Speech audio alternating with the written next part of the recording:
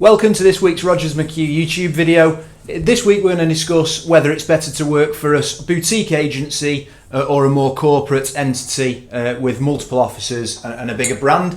We're going to be speaking to Tom, the branch manager of the York Office. He's got experience of both, so let's see what he says. Welcome to this week's YouTube channel. In this week's episode, we're going to be discussing whether it's better to work for a smaller boutique agency or a bigger corporate. If you've got any comments that you'd like to add, anything that you think we've missed, feel free to put it in the comments. If this kind of content is something that you want to be watching on a weekly basis, especially if you're in recruitment or a sales industry, then feel free to subscribe to the channel and you'll be notified every time we drop a new video onto the channel. So, corporate versus boutique. Now, bearing in mind you're currently working for a boutique, I don't want to put any pressure on which one you say you prefer, but what do you think the main differences are between the two? I think it's quite a general question. I say obviously my preference is fairly obvious with where I'm sat, but I think the big differences between the two are your back offices, that sort of thing. I think there's a lot more sort of help around what you're doing within the large corporate, but I think my preference for being in a boutique is mainly you work the way that you want to work, which I think for the better recruits, for the best guys, is the best way to move forwards. And I also think that financially you're much better off in a smaller boutique agency because they haven't got the other things to take out of what your commission is, in so to speak, in sort of terms of running the business.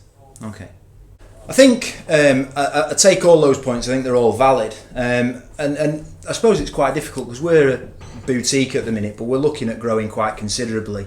Not necessarily saying we'll get to corporate standard, but we're certainly looking at putting a few processes in place and growing the team. I think for me, one thing that I think is lacking in some of the corporates is the entrepreneurial DNA within it. Although we're looking at growing, I think I would always want us to be quite an entrepreneurial business that gives people a little bit more autonomy to flourish, really. Yeah, definitely. Because I think if you get people in one way of working, I don't think recruitment is a one size fits all business. No, I'd agree with that. And I think different personalities fit different ways of working, and that's what I found in working in a large corporate. Is when I was doing well there, I was working in my way of working. It was kind of stripped back as to working in a different way, which can work for some people, doesn't work for others. It wasn't my preference because I think a lot of people, if they see one way of working is doing well, why change what isn't broken? And I think if you I think when we do grow and as we grow, I think sort of keeping people within that line to be able to do their own work, then let's just give them that autonomy. Like I say, give them the autonomy and give them the freedom to do well. But like I say, there's new ideas. New ideas aren't always wrong. New ideas can make a business. Why not try something new? If it does work, then why not? Why not do anything that works? And I think in some cases in the corporates, some of the senior people are probably a bit too far away from the coalface as well. So the people that are making the decisions are probably not doing the job on a day-to-day basis. Definitely. Aren't necessarily around the people doing the job on a day-to-day basis, and I think sometimes that can get they come up with a great idea in a boardroom of how the process should work, when in reality they're not close enough to be able to make that judgment. That's it. And I think to compare it into construction in that way, you see a lot of people that there's a reason why I think a lot of companies prefer site managers and project managers that have come from a trades background. Because when you're getting somebody that's straight out of university, not to put a dampener on that side of it, it's a brilliant thing to do, but somebody coming out of university that doesn't understand the mechanics of building and they've sort of read it almost out of the textbook, I think to use that as a sort of analogy for it, I think it's very apt in that sort of thing, because if somebody's sitting almost in your likes of HR in your larger corporate entities in that thing and they're wanting to change a way of working, and they're changing the systems, where like our systems, that's built by a recruiter to work for a recruiter. When I've worked with systems at the larger, it's sort of, this seems like a good idea, let's put it in place. And it doesn't actually work for the people on the ground, and it just sort of lengthens processes that don't particularly need lengthening. Okay. So if you were getting into the industry again, you've obviously worked at smaller boutiques and obviously the corporate companies. If you were going in at trainee level, which do you think's better? Because you'd probably get more support, I would imagine, at the corporate end of the scale than you would at the smaller boutiques.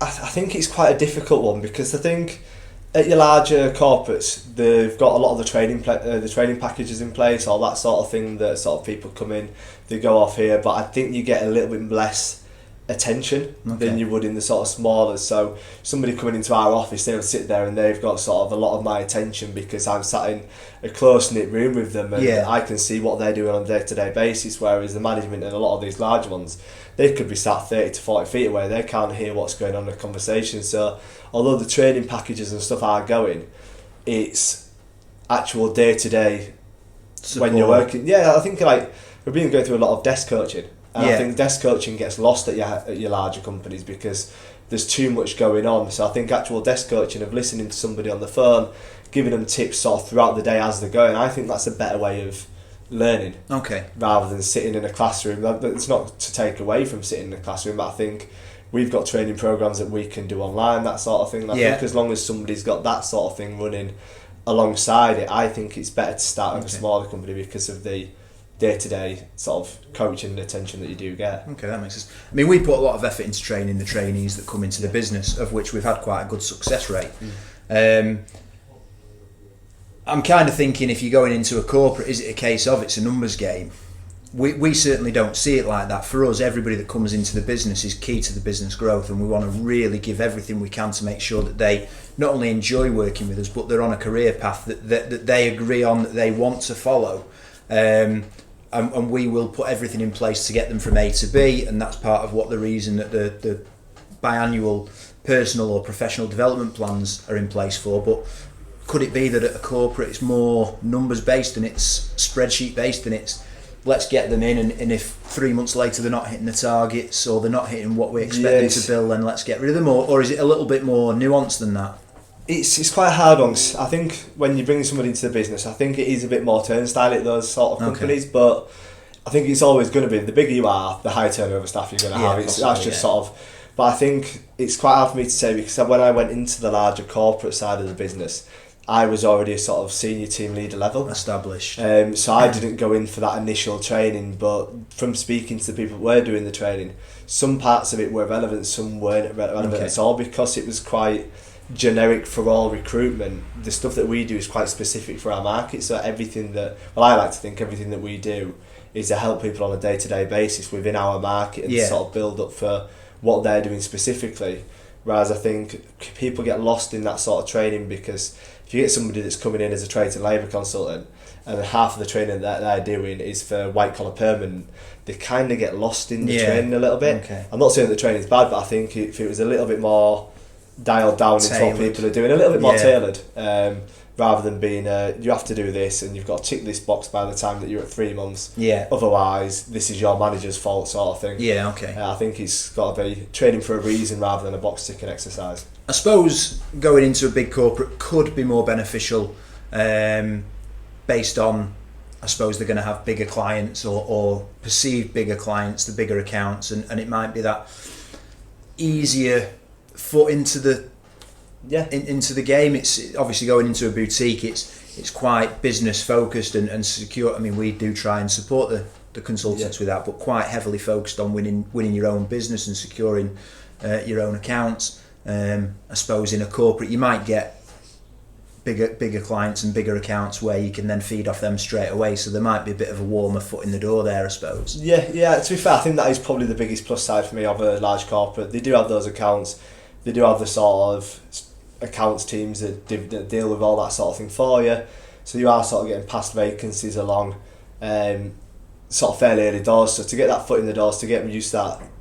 the way it works early doors, I think that's probably the biggest plus of a large corporate.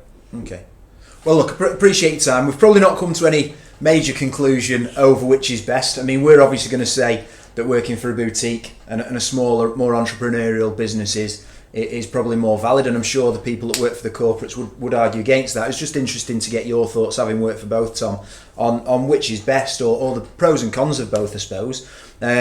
So if you think that we've missed anything in the video, feel free to comment, and we'll obviously come back to you. Like this video, but most importantly, subscribe to the channel and you'll be notified every time a new video comes out. And thanks very much for doing that today. Thank you. Cheers.